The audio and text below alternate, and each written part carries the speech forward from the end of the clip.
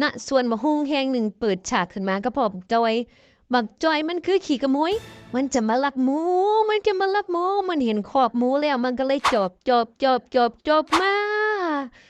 ในที่สุดบักจ้อยก็เข้ามาฮอดคอกหมูแต่ว่ามันมีหมาน้อยบักจ้อยมันย่านหมาน้อยอ้ายแต่หมาน้อยข่อยก็ย่านเด้มันว่าหมาน้อยสองตัวนั้นก็เห่ากระโดดใส่มันแต่สุดท้ายแล้วบักจ้อยก็สามารถเข้าไปในคอกหมูได้ แล้วบักจอยมันก็ไ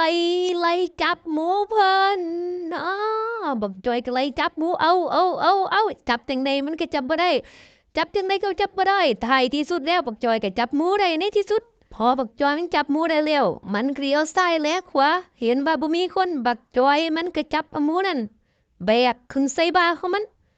นั่นล่ะพี่น้องมันแบกเอาหมูผ่านป่าบักฮุงไปลัดเลาะไปตามป่าบักฮุง แล้วมันก็เอาหมูไปขายนะแต่ว่าหมูเกิดกระโดดออกจากรถจอยยืนตกใจอะกูง